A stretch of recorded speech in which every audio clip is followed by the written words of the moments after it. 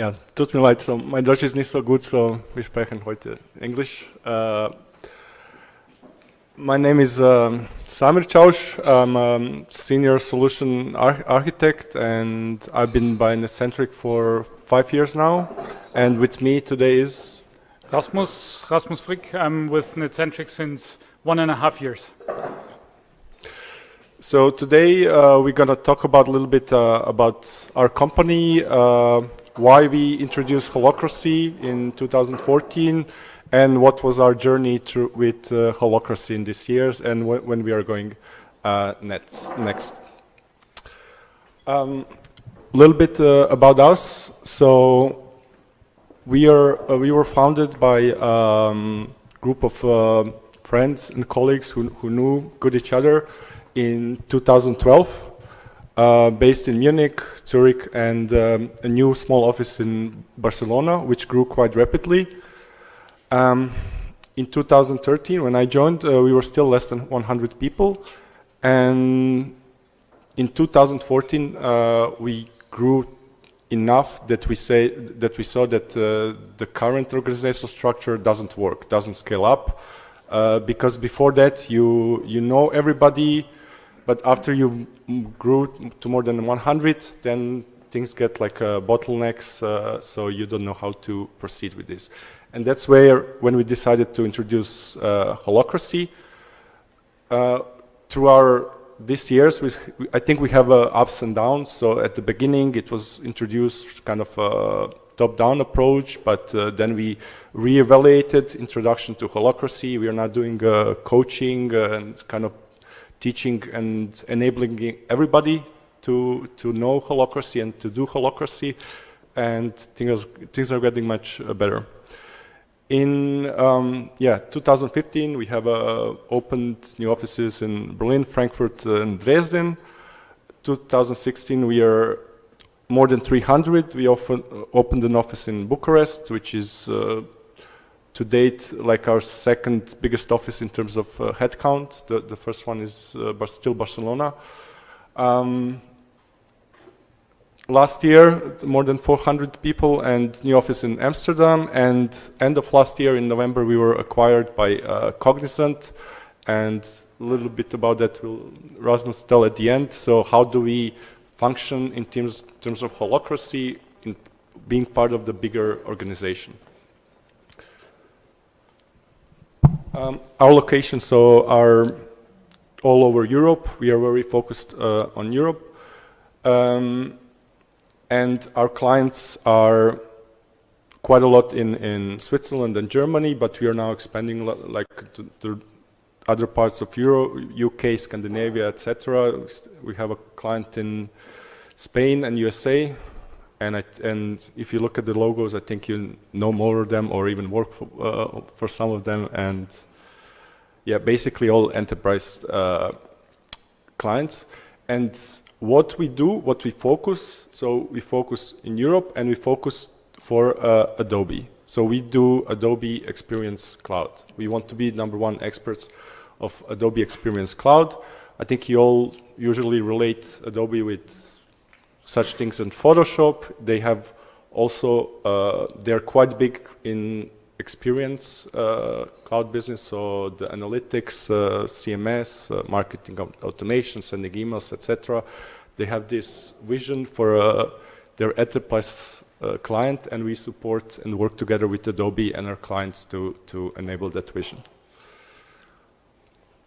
So, as mentioned before, when we were small, things like just worked. You didn't have to ask because you knew someone what they will do and you could rely. But then things get scale, and then we ask what to do next. The only thing what I need is this. Yeah, little bit of background. I'm not sure, does everybody know what Holacracy actually is? No? Yes? Most of the people. So, but a little bit of background doesn't hurt, I hope. So, I mean, coming from predict and control organizations, we all have that experience, right? So, as long as you're not 20 and started directly in a Holacracy organization, you all had this experience that someone tried to predict the weather and decide what to do, but everybody knows that something is not so logical behind that. A good example for that is maybe if you come from an airport and go to an office, you don't need a manager for that, right? It's a quite complex situation in some cases, especially when you try to reach an office in New York. And you will still be there, probably also on time. So this is as an example that a smart person usually knows how to do and how to solve problems. And if one transforms this to an organization, you could ask yourself, what do you need to do in order to make an organization look a bit like that, right? Where you do the decisions at the point where you need it, at the time when you need it, and nobody cares other than you about this decision. So when we look at that, we have a couple of options, right? So you could continue with the person organization, the classic top-down organization, or cross-functional organizations, or matrices, and whatever is invented in order to make it even more complex. You could try with no hierarchy and continue with chaos. This works, of course, as Samir said, also up to almost 100 people, I would say, but then it gets complex. You can try to make then a sort of flat hierarchy where some few people decide what they want to do, and or the other option is to go with a hierarchy by purpose, and this is actually what Holacracy is about, right? We decided to go for Holacracy, and because we thought at that time, and now we know after some years of using it, that the only way to organize an organization and remain flexible, because we don't know where to go, what the organization is best fitting and so on, we need to be flexible there. We wanted to keep that. We wanted to preserve our startup spirit, and after some years it definitely still works. We want to be quick, smart in our decisions.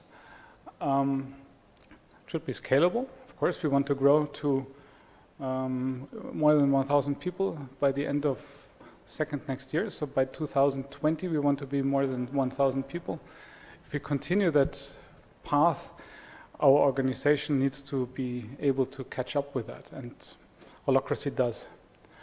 We shall continue to try things out. This is also possible.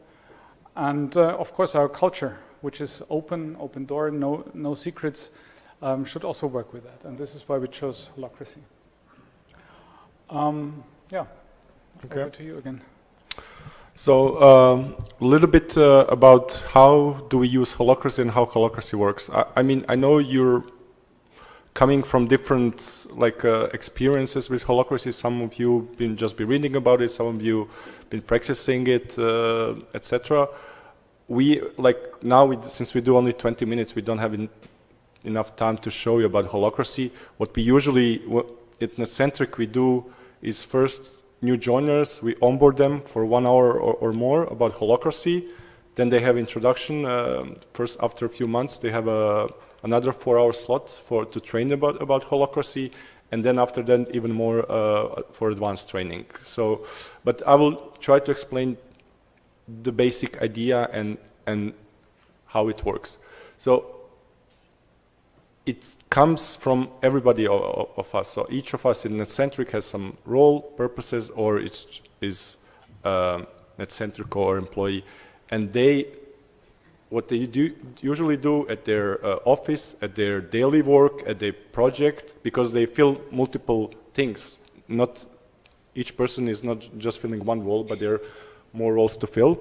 And what they do is sense tensions. Tensions doesn't have to be a negative thing. It can be, here's how things work now, but I have an idea, it might be better. So this difference between the idea now and the idea later is a tension. We sense tensions and we process them inside of our roles, inside of our circles. So the structure of Holacracy is, as you know, so circles, and each of circles has a purpose. Each circle has more roles. So it consists of clearly defined roles, and each role has a clear accountability. I can give you, so later we do also like that each accountability has a clear decision authority. Things get, so every circle fulfills its purpose to the upper circle. So if you have a higher circle, then we created a sub-circle to do things which we need. And that sub-circle will then have its own metrics, checklists, projects, etc., and roles and accountabilities. How does it look like? So this is taken from the Glassfrog, the tool we use. This is our current structure at Netcentric. So probably 1 year ago, it was completely different. 2 years ago or 3 years ago, it was different than that. So think about circles and roles as dynamic structure. So some of examples that we have are, of course, accounts. So with clients that we do, our big accounts have their own circles, and inside that circles we have a project for specific project. It can be projects, live and die, and then they have the circles also have life cycle. There is also one circle for small and medium accounts. Then we have marketing communications, finance and operation, and inside here we have each country, so for Spain offices, German offices, and inside, for example, German office, we have our Munich office, where we solve tensions related to our Munich office. So we have roles, for example, there. One role, I think, which was introduced was to have a role for a beer gremlin, because we noticed there is a tension that sometimes in a fridge there is no cold beer. So Friday afternoon, so we decided, okay, we need a role, and accountability is to getting that fridge filled, so we have enough cold beer when we feel like having a beer after work. So yeah, this is currently our circle, probably in organization, and I guess in few months, 1 year, it will become different. So each of us has a role has accountability, and this gets defined in governance meetings. So if you sense a tension where you need to change your role, accountability, then you're doing a governance. And what we do in terms of our roles is we do projects and actions.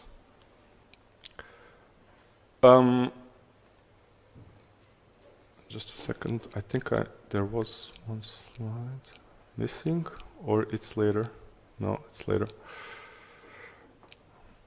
Each of our role, you have to ask like who will take care of the things.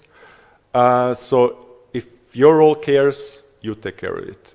If there is another role who cares, you speak to that role. If it's part of the circle, but there is no clear role defined, we can still process the tensions in a part of the circle as either individual action or it goes to lead link. So lead link we call the trash can for everything inside circle. If organization, this is what also people need to understand is like Glassfrog is transparent. If each of us has roles, you can always search it. So I can always go, if I'm looking to speak with somebody about, let's say, system engineering, about this and this product, I can search and find the role responsible for that. I mean, usually we are still small that I know who, because I'm working with them, I know who it is. But in theory, even if this scales up, you can always search, you can find that role, you can go to that circle and just speak with it. You don't have to raise it up to that manager, upper circle, and then raise it down. You can just go and speak with them, and it's up to them how to define their project. If they think that your tension makes sense for me, I will create a project.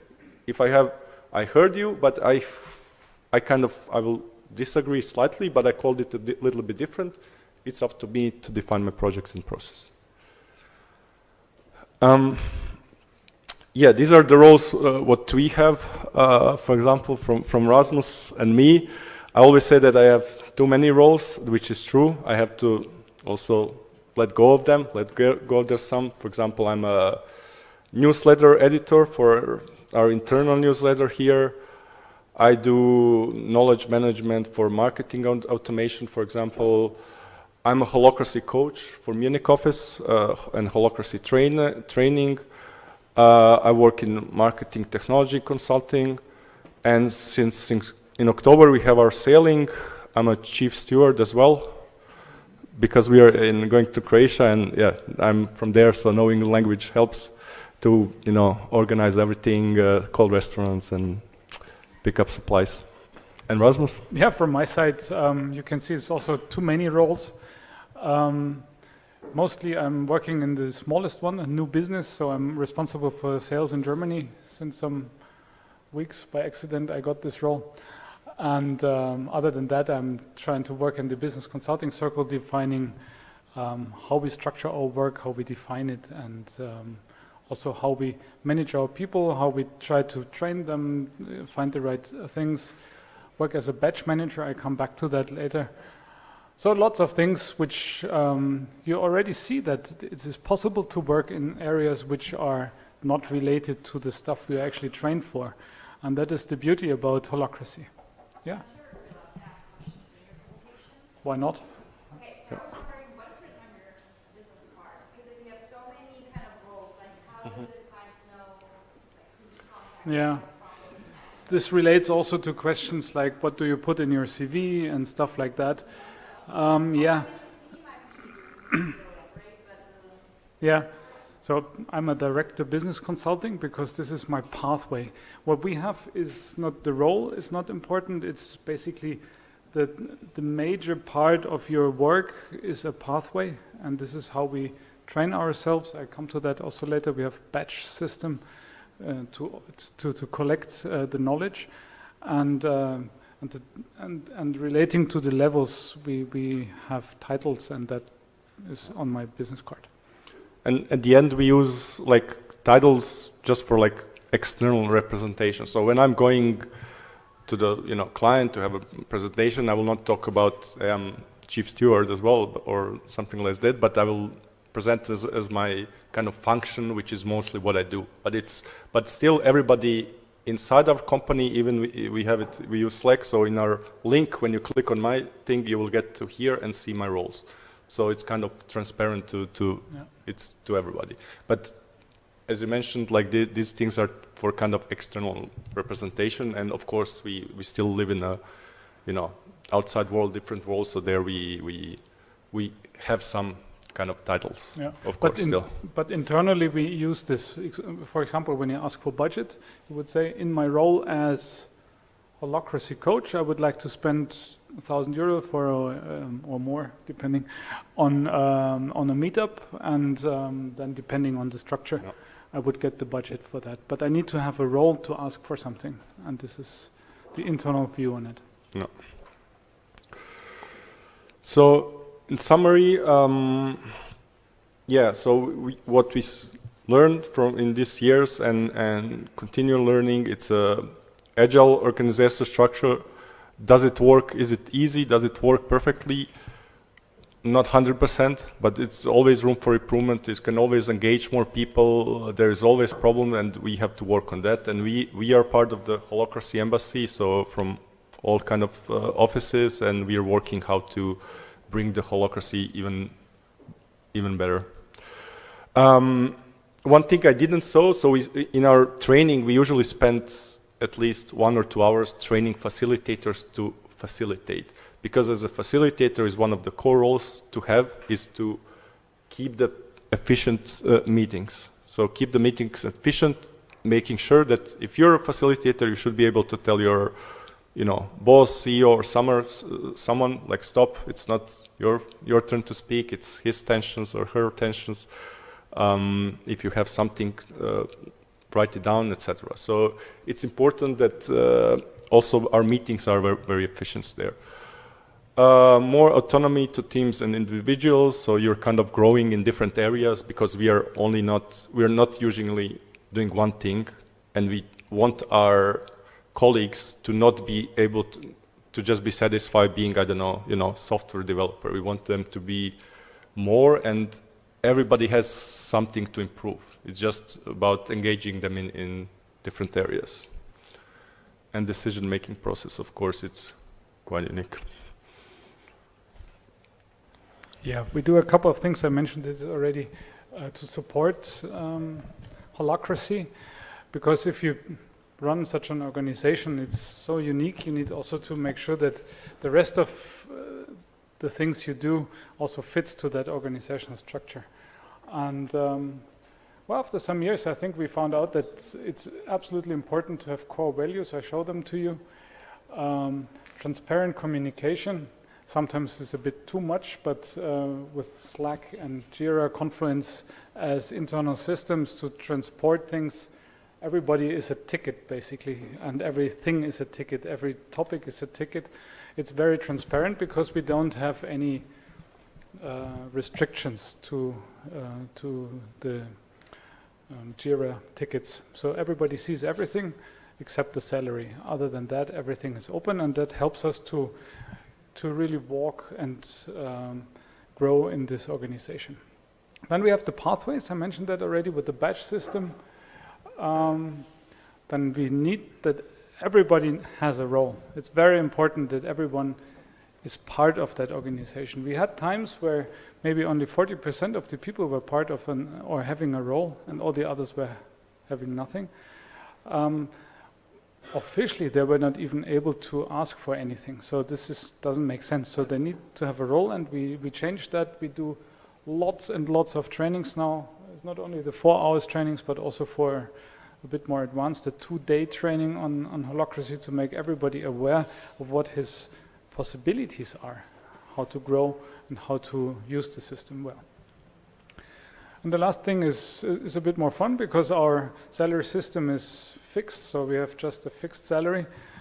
But still, it's fun to get a little bit of a gamification part of the money. And we use Bonusly and the micro bonus system, where you can directly push back information and thank for little things with a little bit of money. And that adds up to quite an amount by the end of the year if you do things for the organization. If you don't do anything, of course, you will have an empty pocket at the end of the year next to your salary. So that helps us to be flexible, to be interactive, to be proactive, and that is supporting, I think, to a big extent, our Holacracy organization. Yeah, that you can also read on our website. The funny thing is that all our Bonusly is dedicated to one of these core values. So most of us actually know them, and I don't know how many of you know your core values from your company, but we do, because we need them in an everyday life, and it actually does work if you keep them in your head. To the badge system. This is something also unique, I think, to Netcentric. I think we got an idea and developed it on our own a bit. So to judge on a quite good level what the knowledge of the people is, we developed a system of, 400 different badges in 4 colors, which you can gain, which you can work on. There's trainings attached to that. There's a clear acceptance criteria attached to that. So you have a chance to really prove that you know something, and you can collect it. And basically every badge level has a number. White is 1, black is 12, and you collect, and at a certain amount of collected badges, you just rise in the level. So you start as a junior consultant, and with a black level you need to have, 150 points or so to be a principal consultant, and this is the way we judge our work, and that again relates to the title. Question? Yeah.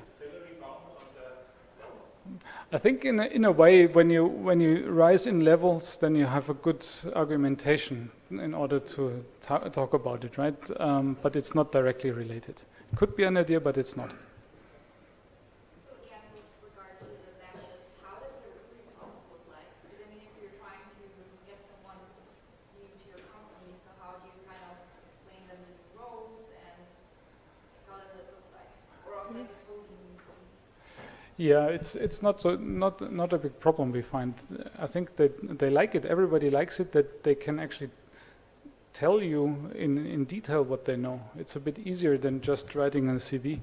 And in our case, what we say, if we have a, I don't know, 2-year experienced person, he of course doesn't start at 0. He has experience and he can bring that in, and the approval process is then very, very fast. So do you test that person prior to that, kind of put him in the right batch, or how do you? Every batch has a batch manager, and the batch manager is in charge to ask this person to verify the acceptance and the proof he provides. I mean, one example, okay, so what we would usually get, okay, let's say we are recruiting someone, a senior engineer, and okay, we explain them, okay, we find him, but he will be fitted in level 3, so he wouldn't be engineer, he would be junior, he would be senior, but not yet principal, and explain him badge system. And some of these badges are achievable. I mean, it doesn't have to be inside Netcentric. Of course, if he had 10 years of Java experience, he can put some example, maybe link us to the GitHub or something. So just to do attach a resume, and that's also evidence to getting a Java badge, for example. So it will be easier, of course, to get the badges if you worked. I mean, to collect the evidence if you worked 3 years in Netcentric, it's only been half a year, but you can still kind of. If you start slowly collecting them, if you collect once every 2 weeks, you can still kind of progress there and reference your past experience as well. Yeah. And it helps us to write our job descriptions to find people, because we know what we want, and then we can, it's all described. It's easy to write job descriptions and find the right people, and we can relate their knowledge to what we need, and that is also easy. So who decides on your salary? Your salary increases? Maybe that is worth to mention also. As in Holacracy, you don't have managers. Of course, then the person working there is not lost in space. What we do is we have one-to-many connections with an advocate and protégé connection. This will change a bit. So it's between 1 and 5 persons which are attached to one. This will increase a bit in size in the next months, where we say up to 15 makes sense.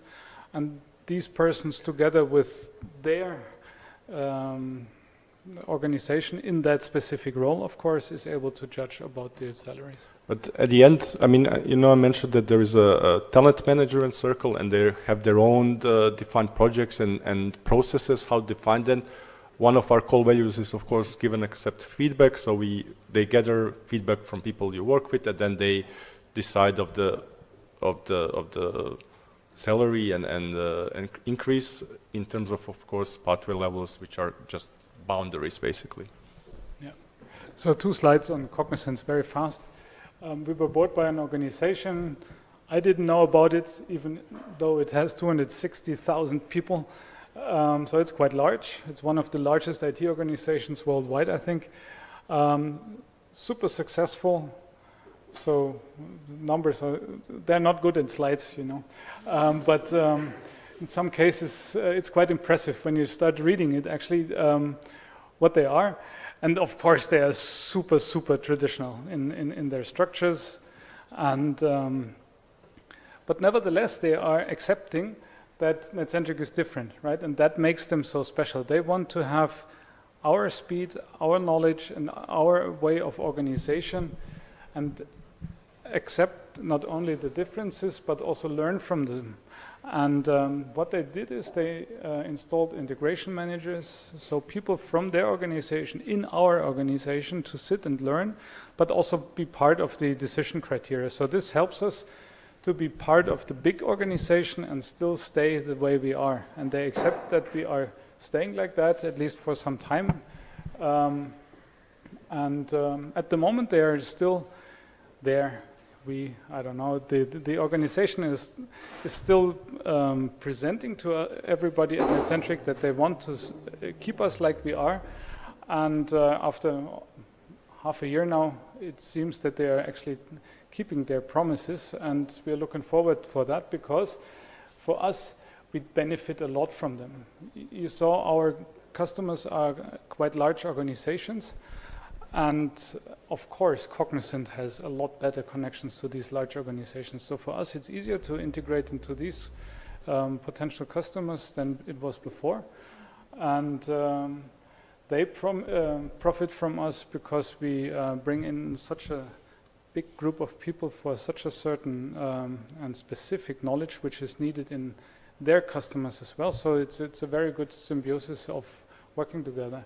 So the key, I think, is give the integration time, don't direct what is needed, and install a working relationship and do it small and accept the time.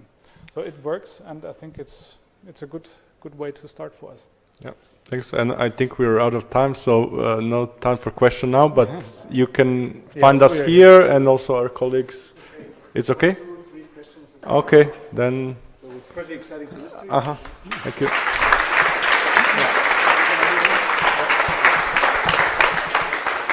So thank you for being here, and I like especially this last part that the big companies accepting your structure.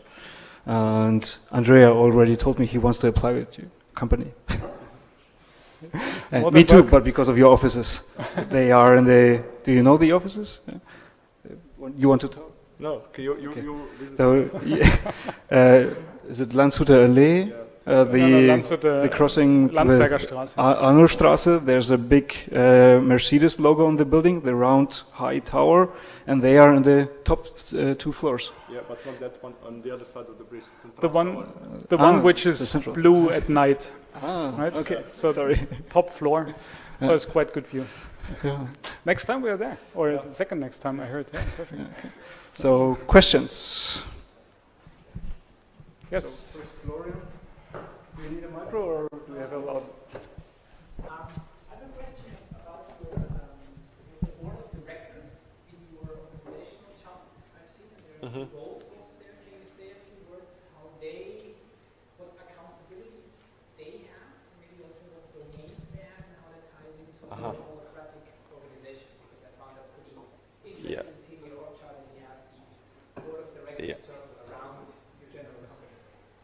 Yeah, I mean, it's kind of started from the beginning. I mean, as Glassrock is transparent, everybody can actually follow that circle. Everybody gets emails, updates from what they do in the technicals. Anybody can, link to their metrics and see even the prices like how many sales, etc. Numbers like these numbers. Everything is transparent. It's more about just the structure as they're kind of define what's. I mean, we don't usually do domains. Domains are something which should be taken only defined explicitly if there is a need. For example, I think our finances have domain, but usually if I'm working in a circle which is, let's say, marketing automation, of course I will not mess with other. It comes naturally. So circles act naturally without kind of boundaries and everything. And also our board of directors, I think there were some questions like similar, like, yeah, how is this still there was questions asked and they answered. They want to actually give accountabilities and power to kind of free themselves. So it's still a process. It's a process for them to learn, and it's a process for other kind of high level and lower ranking employees to learn to act without asking permission for everything. So, yeah.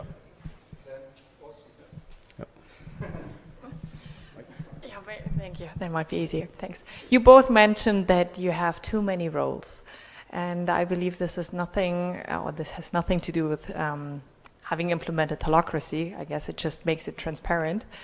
And now you're having the transparency. Is there actually any good insights you have how to deal with that and how you manage that? I mean, this would be a longer story. I think at some point of time you need to learn to say no. And if you are interested in working together with teams, you of course are acting in many small teams and activities. And then you get the role because you do it good, and Yeah, but you need to say no at some point of time because all of us are working at customers and working in customer projects. If you just continue working in roles and acting tacticals, you don't have time for a customer anymore. So this is the difficult part. But in the end, it's your own decision when you need to say no. Yeah, I mean, we are struggling exactly like this because we have like let's say a daily normal project work which pays at the end the bills, and then you want to engage in all these things. So it's up to you to say, like, I would like to fill this role and engage in the role, but I really don't have time. So talk to your lead link of the circle and say to him this, and he will find maybe someone else who has more time and to engage that role. And same for him as a lead link of the circle, he has to or she has to think about what's best for the circle. If I see that Rasmus or Mark is like busy, I'm not saying they're doing a job bad for this circle, but they're busy with something else, then talk to them, find some other people, maybe re-engage the circle in different ways. So it's about letting go from us, but also from it should be just open and discussion. I always say a role is like a coat, right? You can have many coats over each other. At some point of time, it gets a bit too hot, so you take away a couple, and that is actually the good thing. The coat is not glued to your skin, like in traditional organizations where you have that job description like a coat glued to you, and you cannot get rid of it. And in our case, we're actually happy if some roles are gone, and there's no problem with that. Yeah. So we are not relating our job happiness or level or anything to the number of roles we have. And the less, the better, actually, the more effective we are. And some of these roles were like more work at the beginning, but when things get stabilized, like newsletter editing, it's once every 2 weeks. I just actually pull people, very done, and that's it, 5 minutes. So it's nothing to improve, nothing to go work, so no tensions. So I still have a role. No tensions, exactly. Yeah, but I don't have to spend, let's say, my active time on it. Rasmus, Samir, thank you.